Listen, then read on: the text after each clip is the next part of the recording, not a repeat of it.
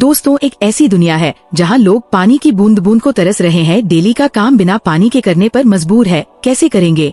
क्योंकि उन्हें पीने तक का भरपूर पानी नहीं मिल रहा। लेकिन जैसा हमेशा होता है ना, अमीरों के पास चाहे दुनिया में कैसी भी मुसीबत क्यों न आ जाए, उन्हें परेशानी नहीं होती। वैसा ही कुछ यहाँ पर भी है। दोस्तों, बड़ी बड़ी प्राइवेट कंपनी ने जमीन के अंदर पानी निकालने के लिए मशीन लगा दी है, क्योंकि अभी भी कहीं कहीं ऐसी जगह है जहाँ जमीन के अंदर से पानी निकाला जा सकता है।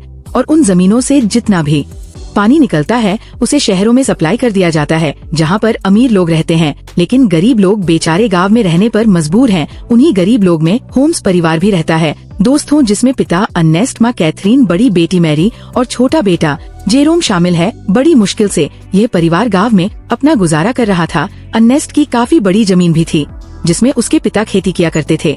लेकिन पानी की कमी होने की वजह से अर्नेस्ट खेती नहीं कर पा रहा है। उसने सरकार से भी बात की कि मेरी जमीन अभी भी फर्टाइल है, यानी कि पानी मिले तो इस पर फसल उगाई जा सकती है। लेकिन किसी को भी नेस्ट की बात पर भरोसा नहीं है। इसलिए अर्नेस्ट खुद से ही जमीन खोद कर ट्राई करता है कि क्या पता उसकी किस्मत अच्छी हो, उसे पानी मिल जाए, जिससे उसका खेत फिर से हरा भरा हो जाएगा और फसल बेचकर वो पानी की कमी को भी अपने परिवार के लिए पूरा कर लेगा। दोस्तों, एक दिन की बात है कि अर्नेस्ट के खेत में जहाँ उसने पानी निकालने के लिए मशीनें लगाई थी, वहाँ पर दो चोर आ जाते हैं जो उस मशीन को चुराने आए थे। अर्नेस्ट तुरंत ही गन लेकर वहाँ पहुँचता है और चोरों को जैसे ही पता चलता है कि अर्नेस्ट यहाँ पर आ चुका है, वो लोग बहाना करने लगते हैं कि हम तो बहुत दूर से आए हैं, थोड़ा पानी मिल जाता तो आपकी मेहरबानी होती। पर दोस्तों, तभी वो चोर मौका देखकर अपने पास रखी गन निकाल लेते हैं ताकि अर्नेस्ट को शूट कर पाए। लेकिन अर्नेस्ट का पाला तो ऐसे चोरों से डेली पड़ता था, इसलिए वो तुरंत ही उनके शॉट करने से पहले ही गन चलाकर उन्हें वहीं पर ढेर कर देता है। देखा दोस्तों, ऐसा हाल हो गया है पानी के लिए कि एक दूसरे की जान लेने पे तुले हुए हैं लोग। अर्नेस्ट अपनी मशीन को चेक करने आता है, लेकिन बेचारे को पता चलता है कि यहाँ से जो थोड़ा बहुत पानी निकलता था वो भी खत्म हो चुका है। इसका मतलब कि अब उसे दूसरी जगह फिर से गड्ढा खोदकर मशीन लगानी होगी ताकि वहाँ से पानी निकाला जा सके। नेस्ट अब जेरोम के साथ वाटरमैन के पास जाता है।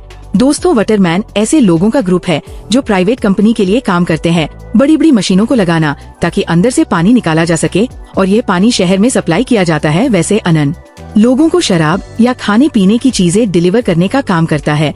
वो शहर से सारी चीजें अपने गधे पर लाद कर लेकर आता है और इन वाटरमैन को दे देता है। उन्हीं वाटरमैन में मैक्स नाम का एक आदमी भी शामिल है, जिससे अर्नेस्ट की थोड़ी अच्छी पहचान होती है। अर्नेस्ट मैक्स से कहता है कि देखो भाई, तुमने यहाँ बड़ी मशीन लगाने का काम शुरू कर दिया है। यहाँ से थोड़ी दूर मेरा खेत है जहाँ पानी आता था वैसे, लेकिन तुम्हारे यहाँ वो बड़ी मशीन लगाने की वजह से जो थोड़ा बहुत पानी मेरे खेत को मिलता था, अब वो भी बंद हो गया है। क्या तुम अपनी इन बड़ी मशीनों की लाइन दूसरी जगह नहीं लेकर जा सकते? मैक्स कहता है कि ये तो मेरा काम नहीं है, तुम्हें बात करनी है तो तुम हमारे बॉस से जाकर कर सकते हो।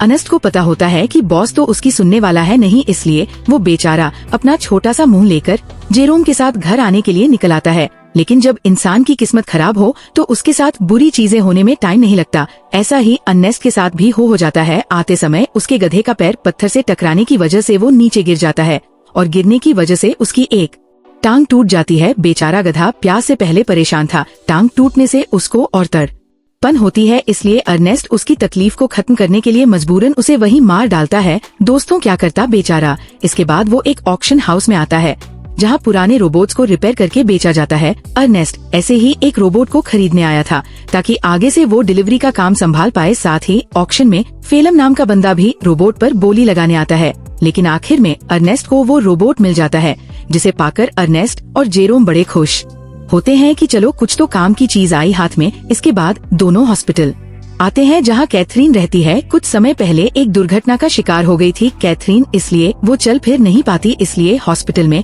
वायर के जरिए कैथरीन को रखा जाता है। वायर मतलब जो कैथरीन को चलने में मदद करते हैं। अब देखिए, अर्नेस्ट के पास इतने पैसे तो है नहीं कि वो वायर का सिस्टम खरीद कर घर लेकर आ पाए, इसलिए वो और उसके परिवार के लोग हॉस्पिटल में ही कैथरीन से मिलने आए जाया करते हैं। अब हॉस्पिटल के बाहर अर्नेस्ट की मुलाकात बबी नाम के बंदे से होती है, जो अर्नेस्ट का बढ़िया दोस्त है, काफी ज्यादा करीबी है। उसके पास तो रहने के लिए घर तक भी नहीं है, साथ ही वो दिमाग से भी थोड़ा कमजोर है, इसलिए अर्नेस्ट उसके पास जो थोड़ा बहुत पानी होता है वो रॉबी और उसके परिवार को दे देता है। क्योंकि भले ही अर्नेस्ट के पास भी पानी की कमी है, लेकिन बंदे का दिल बहुत बढ़िया है। यार, अब वहाँ से अर्नेस्ट जैसे ही घर आता है ना, उसके पास फिल्म पहुँच जाता है। जो उससे कहता है कि मुझे तुम्हारा रोबोट चाहिए, कुछ जरूरी काम है। अर्नेस्ट को पता था कि फेल में एक नंबर का बदमाश आदमी है, वो रोबोट वापस करने में नाटक करेगा, इसीलिए दोस्तों अर्नेस्ट रोबोट देने से साफ मना कर देता है। साथ ही दोस्तों मैं आपको बता दूं कि फेलम और अर्नेस्ट की बेटी मैरी का एक दूसरे के साथ चक्कर चल रहा है। अर्नेस्ट ने कई बार मैरी को समझाया कि वो फेलम से दूर रहे, वो अच्छा इंसान नहीं है, लेकिन मैरी है कि सुनने को तैयार ही नहीं होती। फेलम की वजह से वो तो अपने पिता से भी नफरत करने लगी है। बताओ दोस्तों, माँ बाप कभी गलत होते हैं क्या? जो बच्चे माँ बाप की बात नहीं मानते उनके साथ तो बुरा होता ही है, कहीं मैरी के साथ भी कुछ बुरा ना हो जाए। खैर आगे देखते हैं। अगले सीन में अर्नेस्ट एक और जगह डाक खोद रहा होता है, इस उम्मीद में कि शायद वहाँ से कुछ पानी निकल जाए, लेकिन बड़ी मशीनों के पाइप पलान के कारण आसपास का पूरा इलाका सूखा पड़ चुका था। इसलिए अर्नेस्ट को यहाँ भी निराशा का सामना करना पड़ता है। साथ ही गड्ढा खोदने के दौरान अर्नेस्ट जेरोम से बात कर रहा होता है। वो कहता है, जब मैं शहर गया था वहाँ मैंने एक लड़की को देखा जिसके बाल तो छोटे हैं लेकिन देखने में बहुत सुंदर है। तुम तो बेटा बड़े हो चुके हो, कहो तो तुम्हारी बात करवा दो उससे। मैं नहीं जानता कि इस हालत में हम कब तक जिंदा रह पाएंगे, इसलिए हमारे पास जो भी पल बचे हैं उन्हें अच्छे से जी लेना चाहिए हमें। और दोस्तों ऐसे ही बाप बेटे आपस में बात करते हुए कुछ टाइम एक दूसरे के साथ बढ़िया तरीके से बबते हैं। इसके बाद अर्नेस्ट जैसे ही घर आता है, मैरी उससे कहती है, मुझे पैसे चाहिए पापा, मैं फिल्म के साथ जा रही हूँ, मुझे यहाँ पर बहुत घुटन हो रही है। अर्नेस्ट कहता है, घुटन हो रही है? मैंने बचपन से तुम्हें पाल पोस के बड़ा किया, सब कुछ देने की कोशिश की तुम्हें, और फिर भी तुम ऐसी बातें कर रही हो। मेरी तो ऊपर से जवाब देती है, कहती है, हम यहाँ पर जी नहीं रहे, सरवाइव कर रहे हैं और मुझे ऐसी जिंदगी चाहिए ही नहीं। अर्नेस्ट के लाख समझाने पर भी जब मैरी नहीं मानती तो अर्नेस्ट मैरी को कमरे में बंद करके खिड़कियों पर कीले लगा देता है ताकि वो फिल्म से मिल ना पाए। अर्नेस्ट जैसे सप्लाईज लेने के लिए शहर जाने वाला होता है, तभी उसको पता चलता है कि रोबोट गायब है। ये देखकर उसकी हालत खराब व परेशान हो जाता है। वो समझ चुका था कि ये काम तो फेलम के अलावा कोई दूसरा कर नहीं सकता। वो वहाँ से तुरंत वाटरमैन के पास आता है ताकि उनसे पूछ सके कि क्या फेलम यहाँ पर आया था कि नहीं। पर वहाँ पर आते ही मैक्स और बाकी वाटरमैन मिलकर अर्नेस्ट पर धावा बोल देते हैं दोस्तों, और जमकर उसकी पिटाई करने लगते हैं। उनका कहना होता है कि तुमने हमारी सप्लाई चुराई, जो हमारी मेहनत की कमाई थी, जिसे तुमने शायद कहीं और बेच दिया होगा। अर्नेस्ट कहते हैं, अरे ये क्या कह रहे हो तुम, मैं खुद यहाँ तुमसे पूछने आया था कि क्या फैला मेरा रोबोट लेकर यहाँ आया था या नहीं, लेकिन उल्टा तुम लोग मुझे ही मार रहे हो। दोस्तों अर्नेस्ट यहाँ पर समझ चुका था कि जरूर फेलम ने शहर से मेरे बदले सप्लाइड मैन को देने के बजाय चुरा कर कहीं और लेकर चला गया। इसलिए दोस्तों अर्नेस्ट जैसे तैसे वाटरमैन से पीछा छुड़ाकर फेलम को ढूंढने के लिए निकल जाता है, जो उसे मिल भी जाता है। साथ ही अर्नेस्ट का शक भी सही था, उसने ही सप्लाई चुराई थी दोस्तों, जिससे वो बड़े आराम से खा पी रहा था।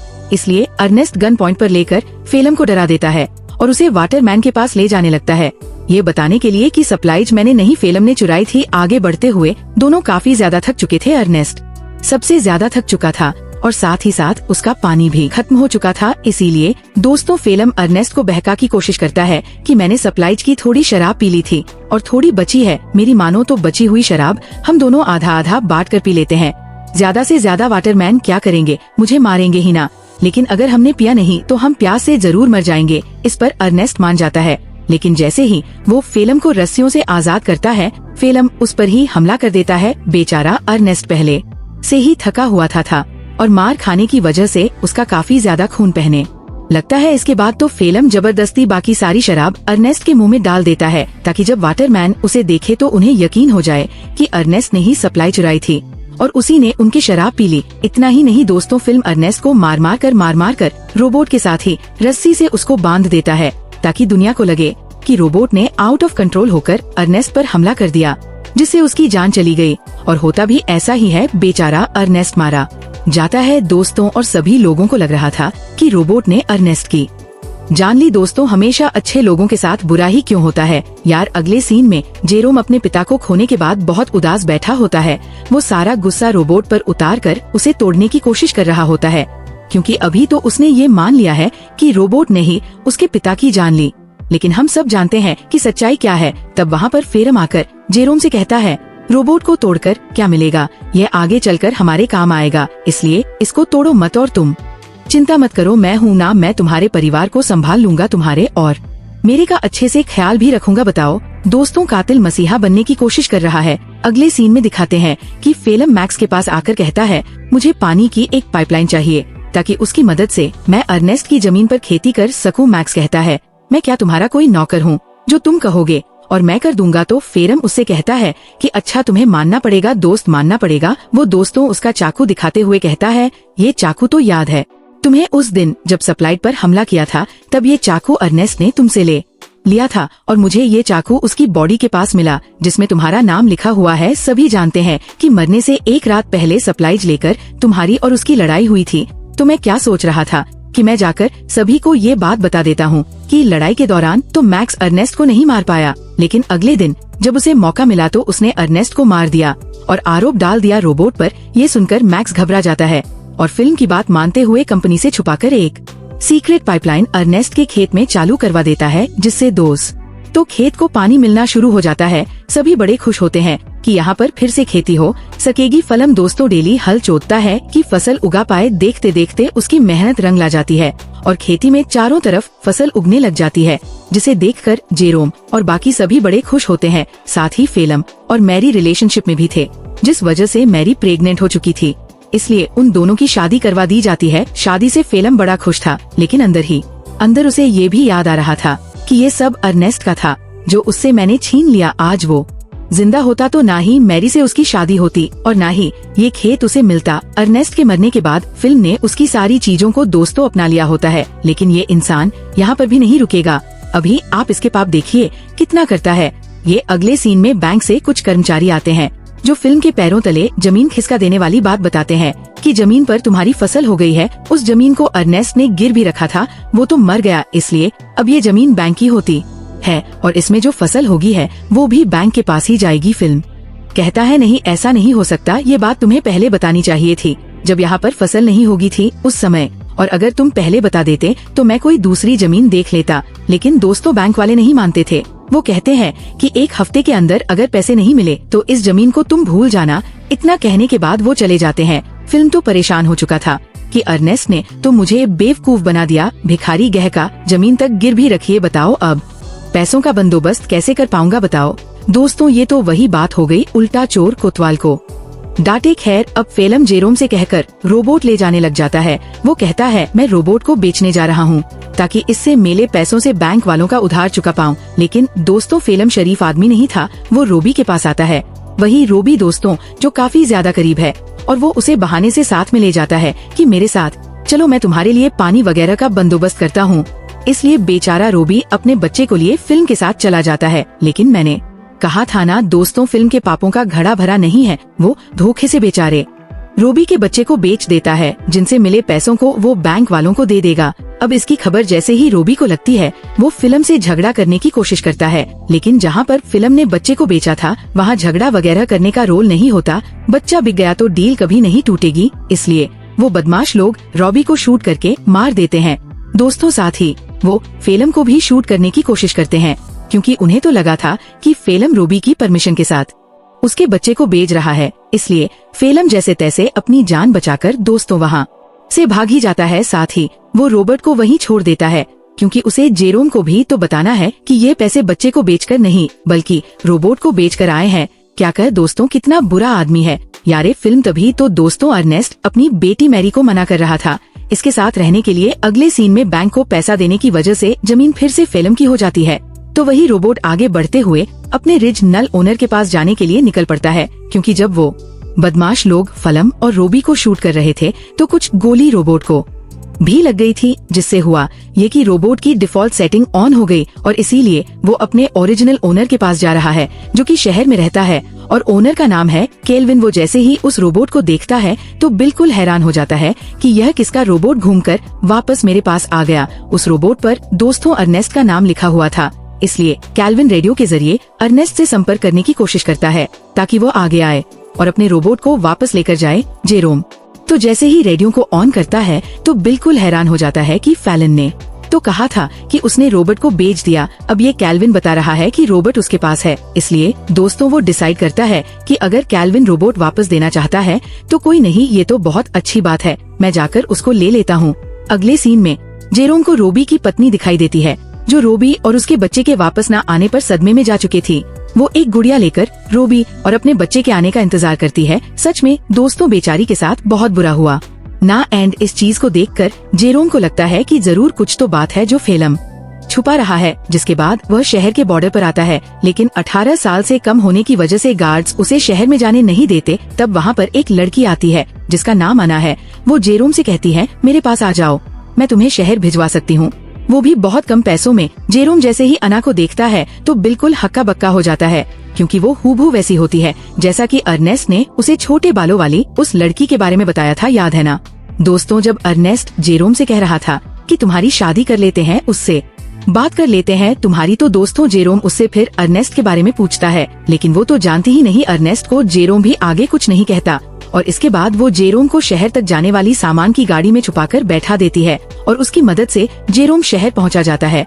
अब शहर आने के बाद जेरोम कैल्विन से मिलता है, जो उसे उसका रोबोट वापस कर देता है। रोबोट को जो गोलियां लगी थी कैल्विन ने उसे भी रिपेयर कर दिया था, साथ ही उसने रोबोट की सेटिंग भी सही कर दी थी। तब जेरोम जैसे ही रोबोट को ध्यान से देखता है तो पता चलता है कि इसमें तो कैमरा लगा हुआ है जो कि लेजर बीम की मदद से वीडियो रिकॉर्ड करता है। वीडियो साफ रिकॉर्ड तो नहीं होता, लेकिन इतनी क्लियर जरूर होती है कि उसे देखा जा सके। और तब उन वीडियोस में जेरोम को उसके अर्नेस्ट के साथ बिताए हुए पल दिखाई देते हैं, जिन्हें रोबोट ने रिकॉर्ड कर लिया था। उन्हीं वीडियो में दोस्तों वो वीडियो भी होती है जब फेल्म अर्नेस्ट को मार रहा था और रस्सी से बांधकर उसे रोबोट के साथ जोड़ दिया था। इस चीज को देखकर जेरोम को एकदम से सदमा लगता है। उसे सच्चाई का पता चल चुका था कि उसके पिता का मरना कोई एक्सीडेंट नहीं था, बल्कि फिल्म की सोची समझी साजिश थी। इसलिए वो रोबोट को लेकर वापस घर आ जाता है और आते ही फिल्म को ये नहीं बताता कि उसको सब कुछ पता चल गया है, क्योंकि अगर मैरी को मालूम पड़ा कि ये सब फिल्म ने किया तो वो तो सदमा बर्दाश्त नहीं कर पाएगी। ऊपर से वो प्रेग्नेंट भी है।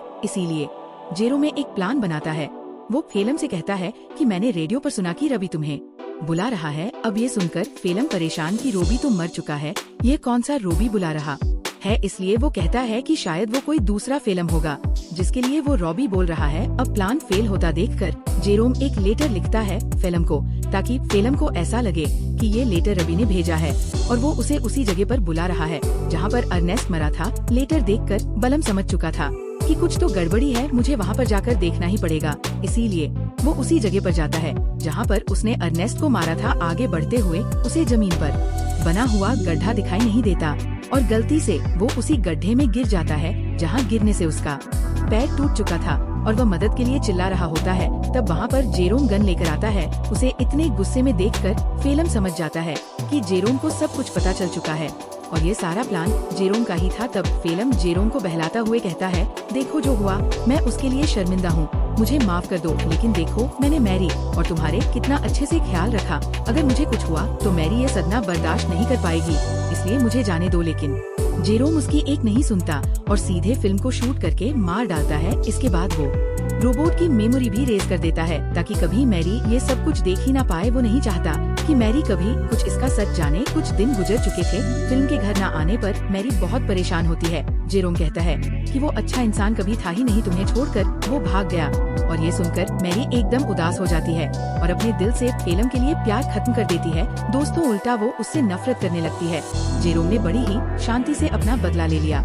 इसके बाद जेरोम और मैरी घर चलाना शुरू करते हैं, क्योंकि खेत उन्हें मिल चुका था। उन्हीं फसल को बेचकर वो पैसे जमा करेंगे ताकि अपनी माँ को हॉस्पिटल से घर लेकर आए। और इसी मिक्स फीलिंग के साथ दोस्तों ये मूवी यहाँ पर खत्म होती है। बाकी अगर आपको वीडियो अच्छी लगी हो, एक्सप्लेनेशन अच्छा लगा हो तो लाइक कीजिए, चैनल को सब्सक्राइब करें। मिलते हैं अगली वीडियो में। ध्यान रखिएगा अपना and finally thanks for watching.